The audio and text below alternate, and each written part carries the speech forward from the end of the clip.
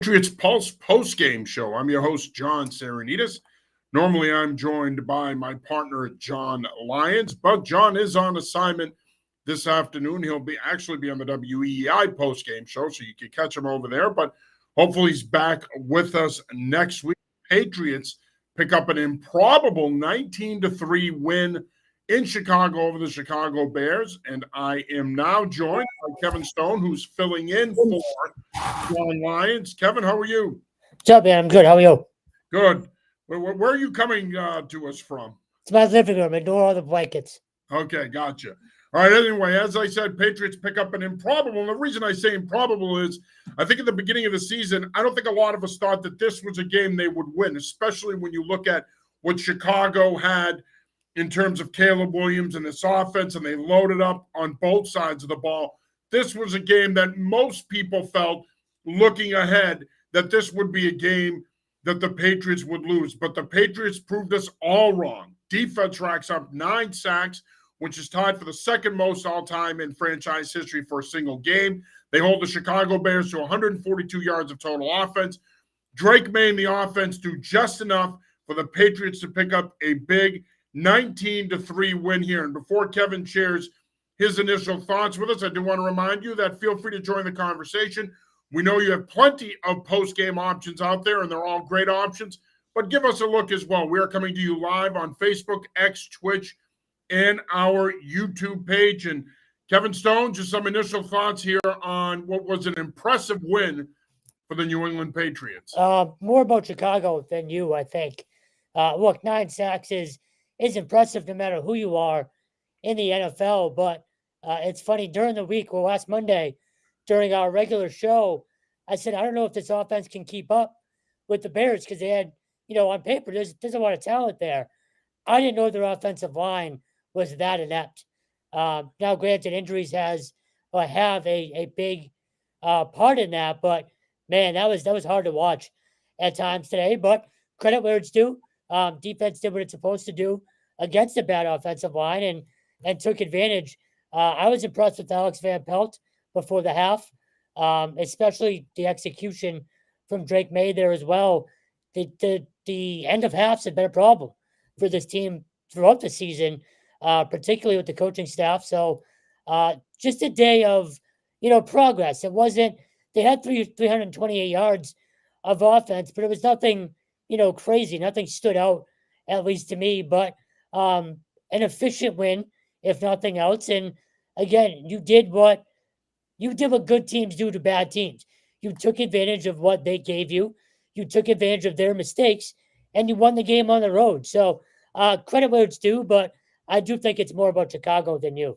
Yeah, I couldn't disagree with you more. I don't care about Chicago. I thought the Patriots played really well. Quite frankly, going into this season, I thought the Bears were overrated. And I'm not saying it because I'm a Packers guy. I'm not a Caleb Williams guy. I wasn't at USC. I'm not about to become one now. In my opinion, I think he was supremely overrated coming out of USC. That's why I had him as my third quarterback. I like May and Daniels better. And so far, I've been proven right. And I think I know a thing or two about quarterback play. I've coached quarterbacks for years.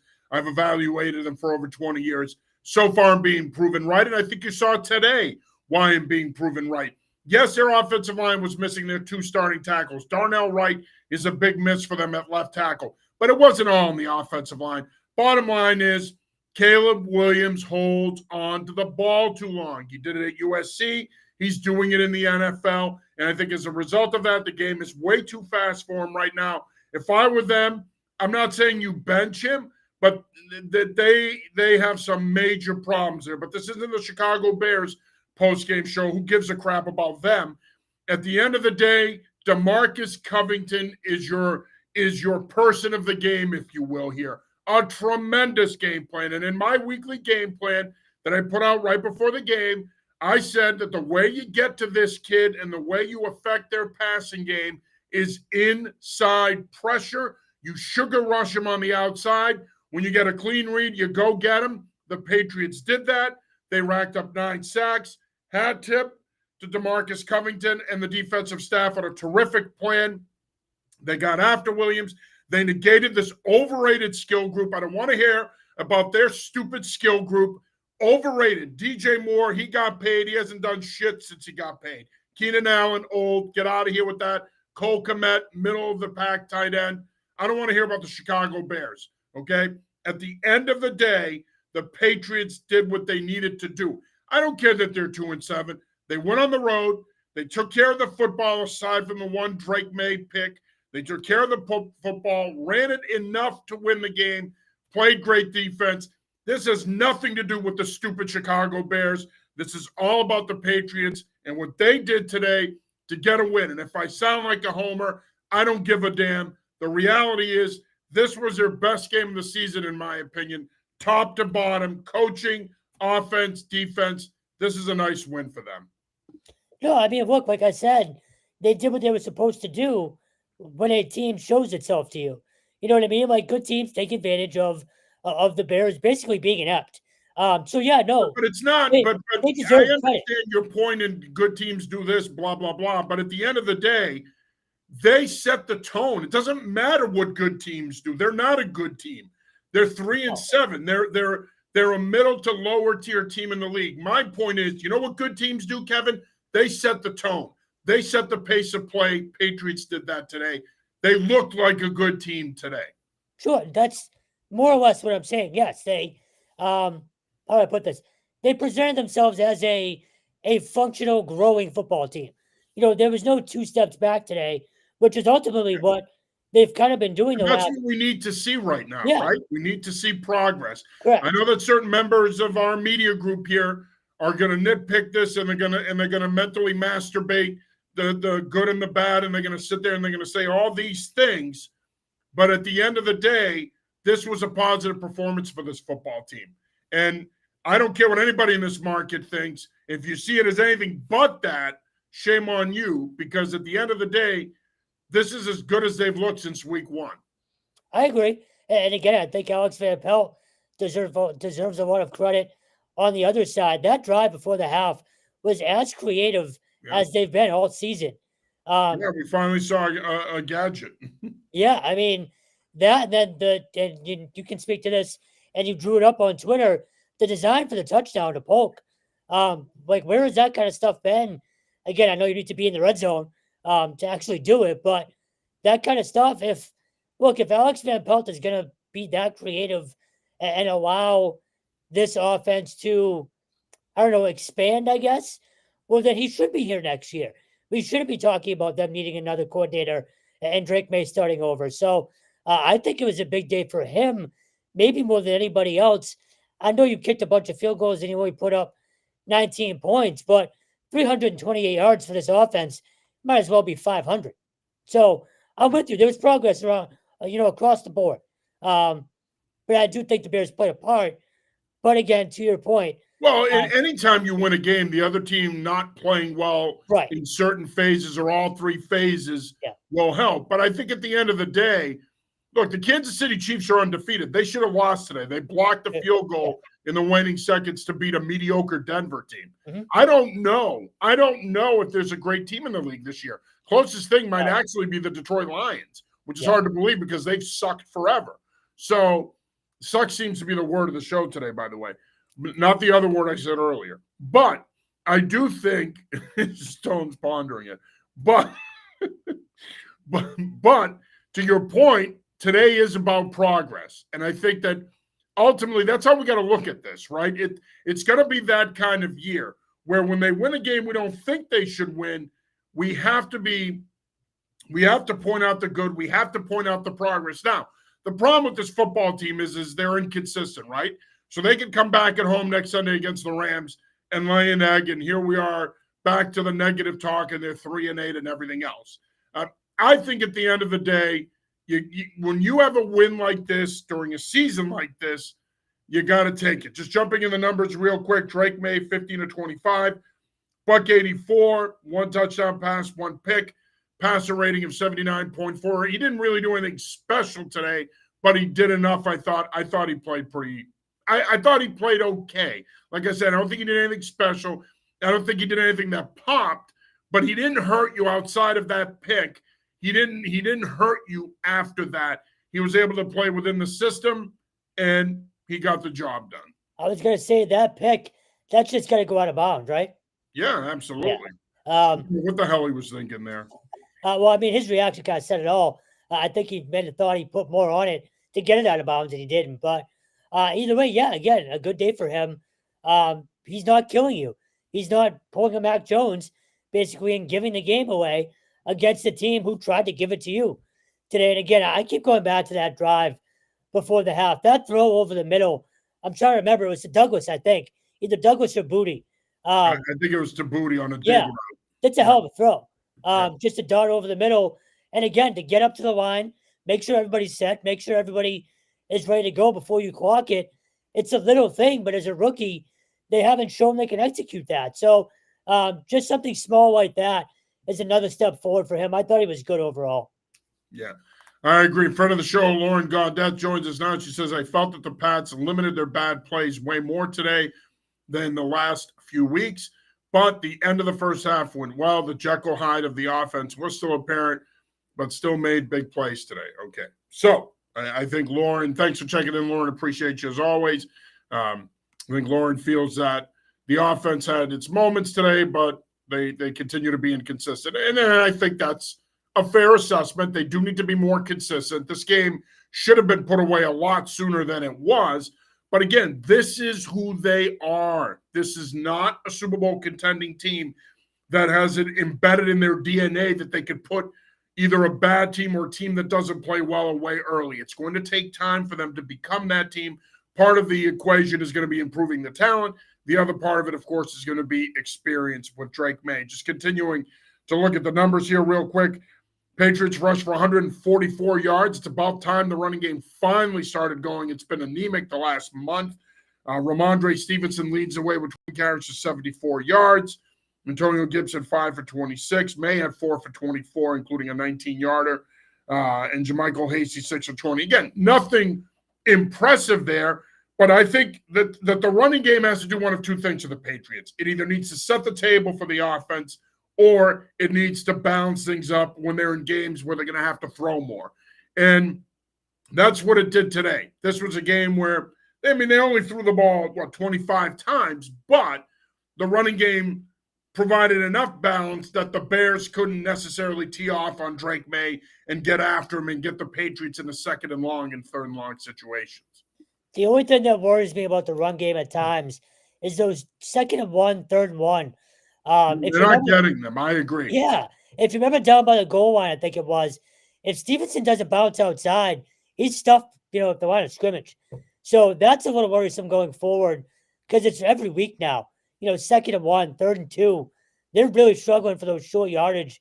But again, like you said, it was what it was today. It was effective enough to win the game. That's all you can ask for at this point. Yeah.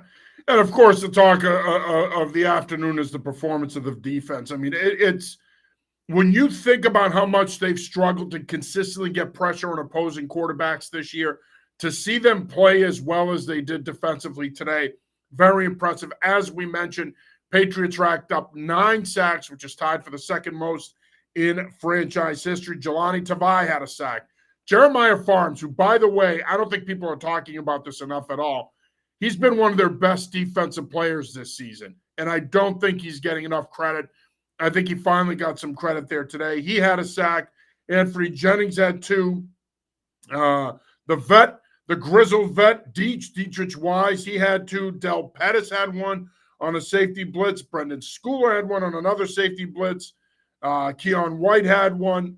Again, 9. They racked up 9 sacks, but for me, Kevin, I think the story, and I said this earlier, is DeMarcus Covington's game plan. I loved this game plan. And again, I'm not saying it because I talked about it in my game plan or what I would do if I were game planning the Chicago Bears.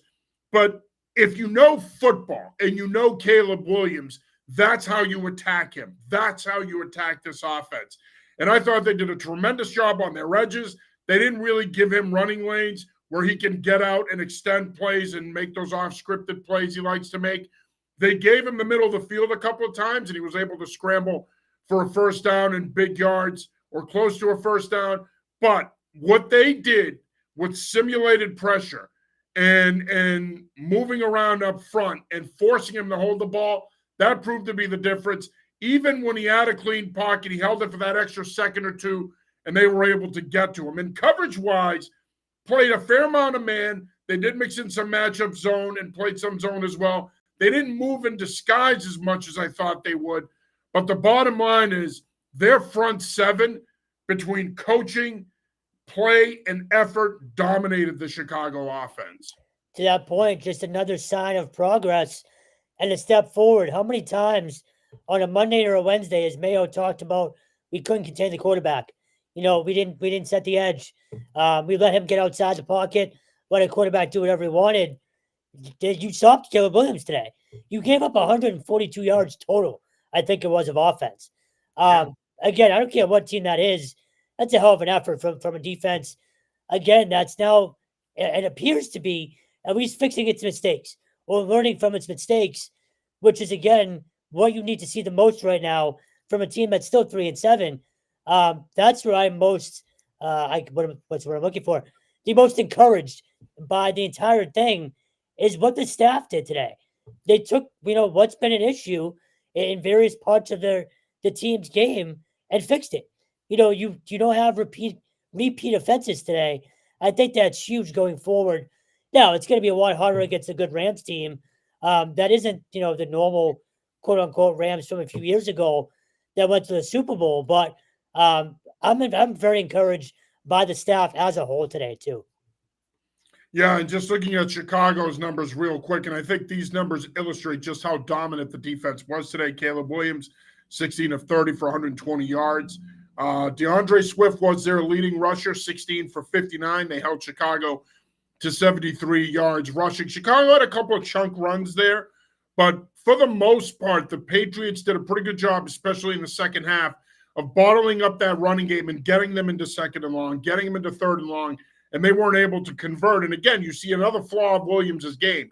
His accuracy really wanes on certain routes. For example, he has always struggled to throw intermediate and short outcuts. He's not as consistent as he needs to be on what is one of the easiest routes in the game to throw, if not the easiest route. It's always been mind-boggling to me where he does, even on film when you saw him at Oklahoma and USC, he would miss some of those throws. He did that today. But again, that's what a defense that can get consistent pressure on an opposing quarterback, especially a young quarterback, that's what happens when you can do that. If you can consistently get in their face, get them off their spot, force them to have to reset their eyes, move away from their initial read, have to move in the pocket, that's when you know you can consistently get to an opposing quarterback and make plays. And the Patriots defense was able to do that today. I don't think this is hyperbole, and talking to you, the master of hyperbole, I don't think that this is hyperbole. This is one of their best defensive performances, in my opinion, in the last 5 years. Yeah, it has to be. Given, again, how many times have we seen over the last 4 or 5 years, and especially this year, the same mistakes over and over again coming back to kill them, and it didn't happen today. That's my biggest takeaway from the game. It's just not repeating mistakes for a young team that's this inexperienced. And let's not forget, this banged up on defense still. You're missing some massive pieces still. I know they have been for a while, but even still, to be learning on the fly and, again, not repeating your errors is so critical for a young team, I think.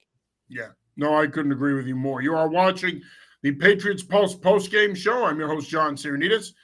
I'm joined by Kevin Stone, who's filling in this week for John Lyons. Patriots with a 19-3 win over the Chicago Bears. Just a reminder, we know you have plenty of other post-game options out there, and they're all great ones, but give us a watch as well. Feel free to join the conversation on Facebook, X, Twitch, or YouTube. You can join the conversation simply by going into the chat section of the page, commenting. We'll read your comment online. We would love to hear from you, so feel free to jump in on this big Patriots win today. And again, they're still a 3-7 football team, but we knew this was going to be a bridge year. We knew this was going to be a year that they were, for lack of a better term, punting on.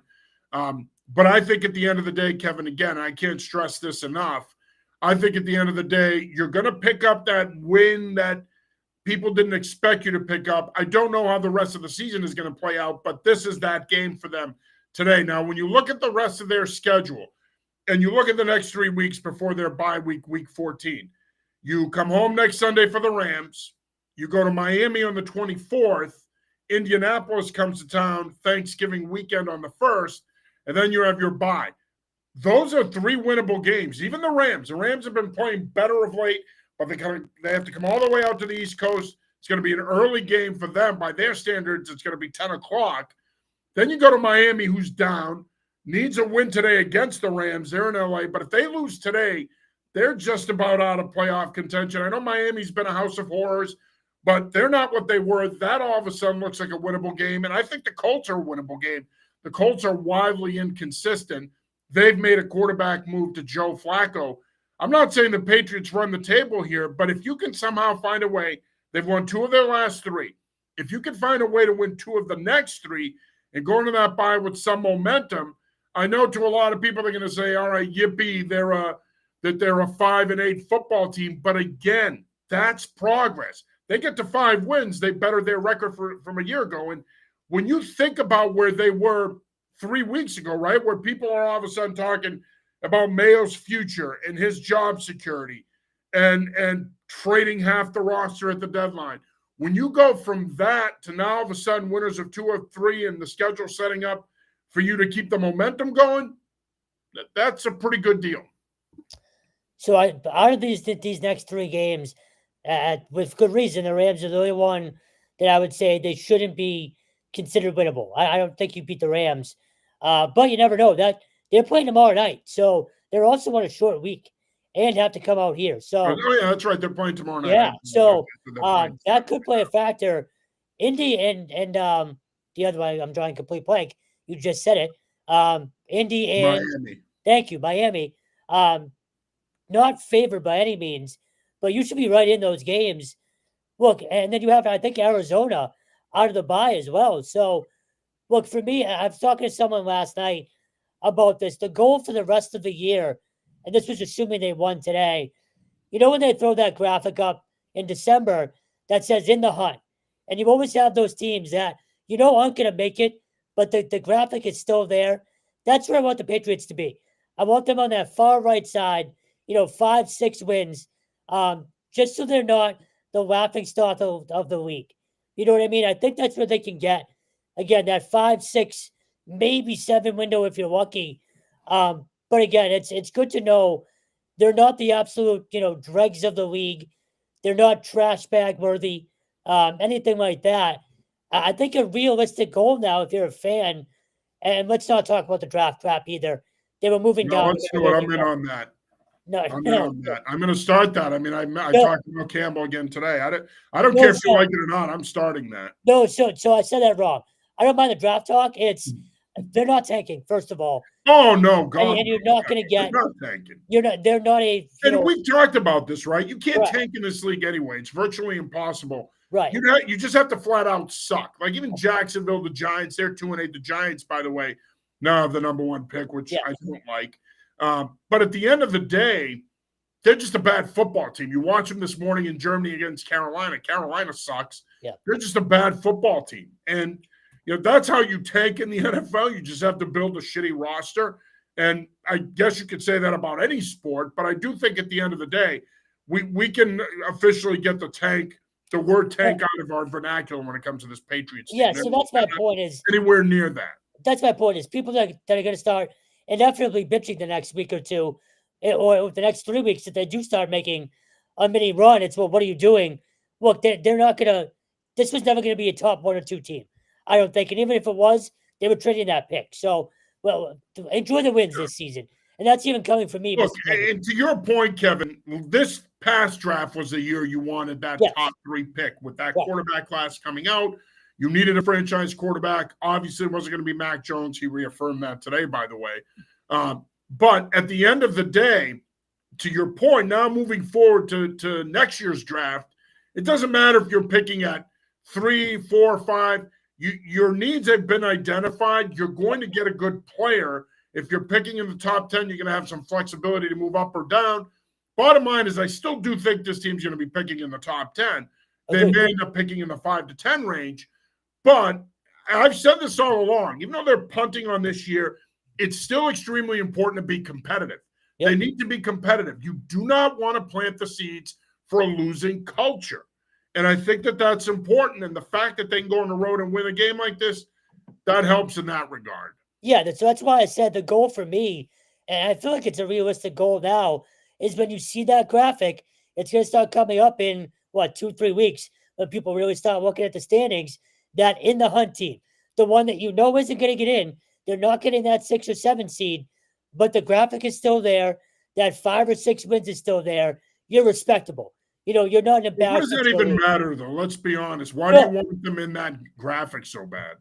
No, just my point is keep winning games. For that reason, that's where I ultimately want to see. So you want to keep winning games to appear on the graphic? I'm not sure I'm getting your logic here. No, for your point, the progress of the season for building that culture.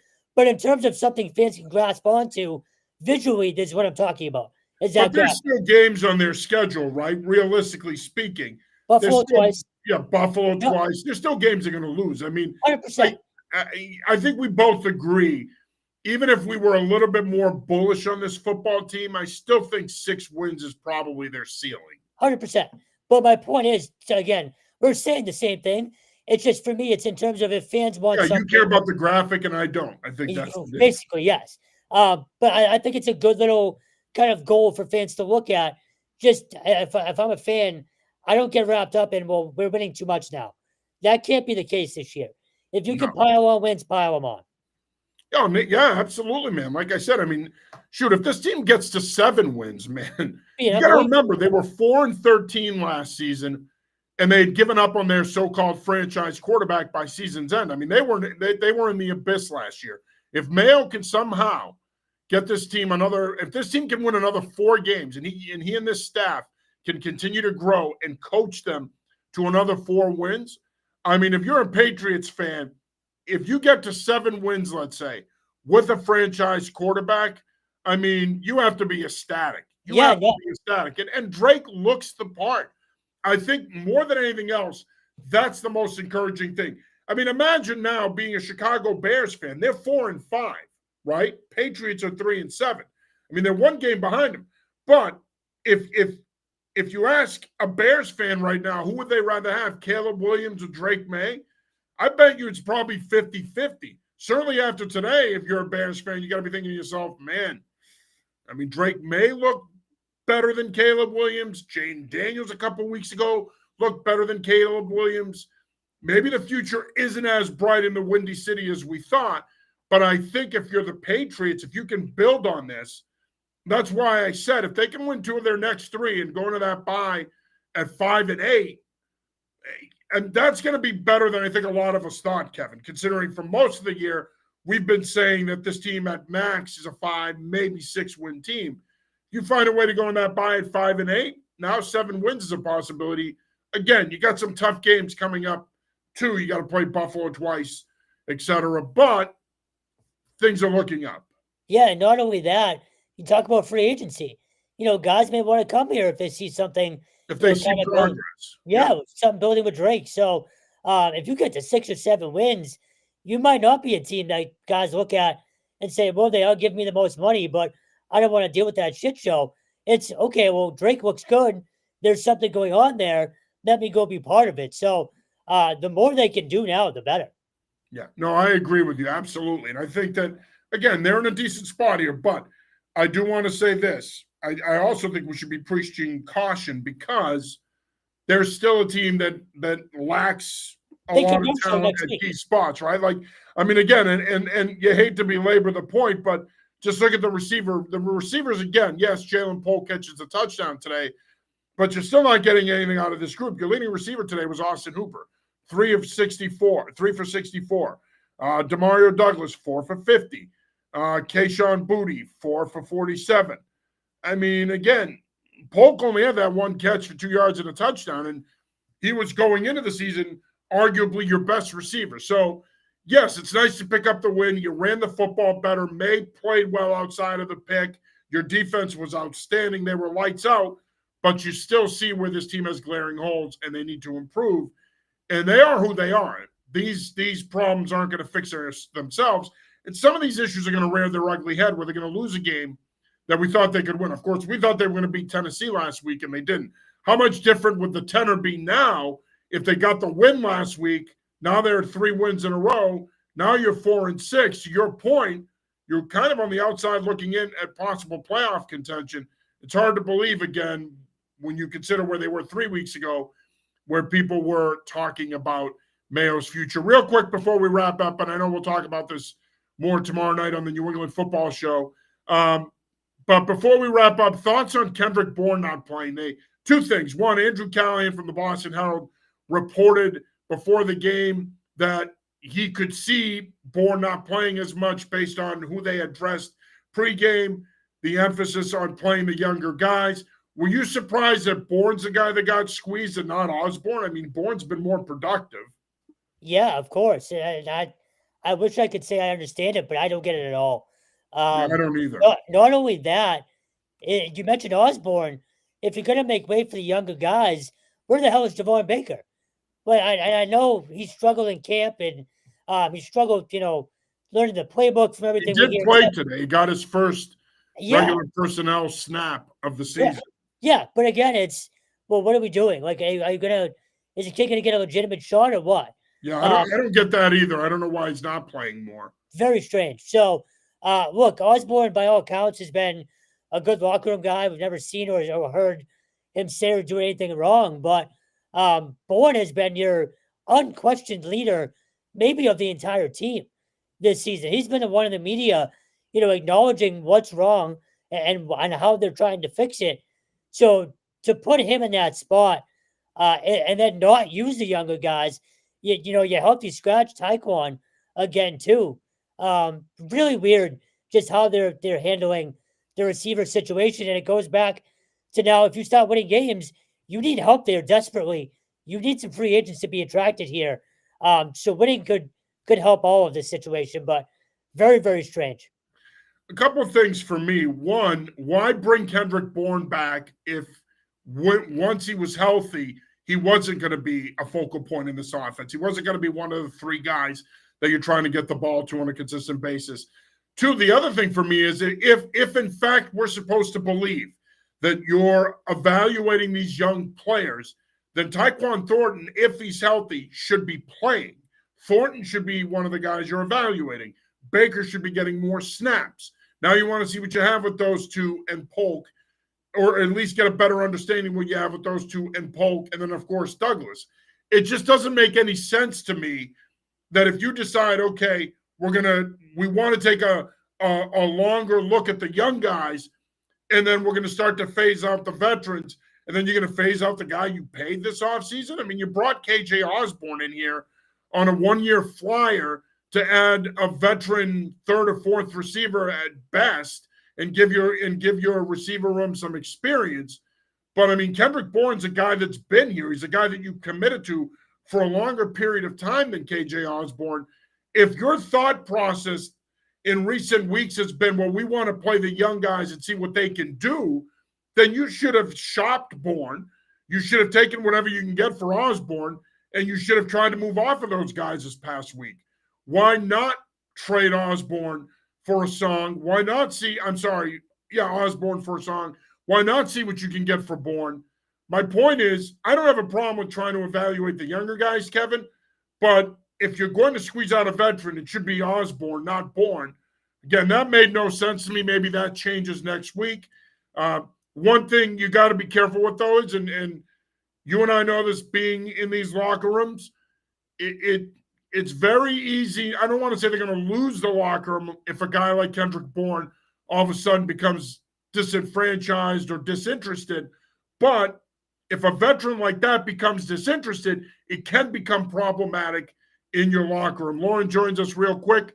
I agree with the both of you. If we want free agents also to come in, getting to that 7th win makes Foxborough a viable destination, raising the excitement level in all areas of the franchise. Well, to Lauren's point, we saw this a couple of weeks ago when it was reported that veterans wanted to be traded to the Commanders. at the deadline because they wanted to play with Jane Daniels. If they can get to 7 wins, I think it does become a more attractive situation. I'm not sure it becomes viable, but it does become a more attractive situation because now you're on a winning track. Gerard Mayo and his staff look better. And perhaps the most important thing, you have a franchise quarterback in place in Drake May. All right, Stone, final thoughts here before we wrap it up. No, just again, the staff for me is the biggest takeaway today. I know the defense will get all the credit, and Joey Sly obviously had a good day as well. But progress, that's the word of the day. Just progress across the board, not just from the players, but from the staff. Just learning from mistakes and not being repeat offenders, and putting guys in position to actually have a successful day. So not pretty by any means, but it makes the rest of the year, or going forward, at least the next few weeks, somewhat entertaining, because now, again, as we talked about, this team could go on a little run here, regardless of what happens this Sunday with this schedule. So progress and overall, nice to see guys sort of learning from their mistakes the past few weeks. Yeah, and I think for me, my final thought is I want to see them build off of this. 2 out of the last 3, now go out and win 2 out of the next 3. I mean, if you could sweep the next 3, it'd be great, but try to get 2 out of the next 3. Go into that bye at 5-8. You do have some tough games on the back end. You're going to have to play the Chargers. You're going to have to play the Bills a couple of times. But if they can somehow find a way to win 2 out of these next 3, go into the bye 5-8, then they'll be in a much better spot than I think any of us thought going into this season. Again, most of us thought they were a 4 to 6 win team. If you're sitting at 5-8 in that bye, you're doing okay. And now you have a legitimate shot at possibly winning 7 and really getting back on a good track. Remember, 2 years ago, they won 8-9. Last year, they went 4-13. If somehow this team gets to 7-10, you're no worse off than you were 2 years ago. You're actually in a much better spot because now you definitely have your franchise quarterback. And to your point, again, the draft nicks out there, don't worry about picking in the top 3, top 5. That should not be your focus. Your focus should be the development of Drake May and not developing a losing culture here. They're still probably going to end up with a top 10 pick. They'll still get a really good player that can help the rebuild. Right now, enjoy the wins when you get them, because they haven't been coming very often this season. So this is a nice win over the Chicago Bears. That'll do it for this week's episode of the Patriots Pulse post-game show. Patriots, again, beat the Chicago Bears 19-3. They return home next Sunday to take on the LA Rams. Kevin and I will be there for that one. We'll keep you updated throughout the afternoon. And don't forget to join us again tomorrow night for the New England Football Show at 8 p.m. We'll continue the conversation on the Patriots. We'll also talk college and high school football. Plenty of football on the show for you tomorrow night. For Kevin Stone, I'm John Serenitas. Until then, peace. Yeah.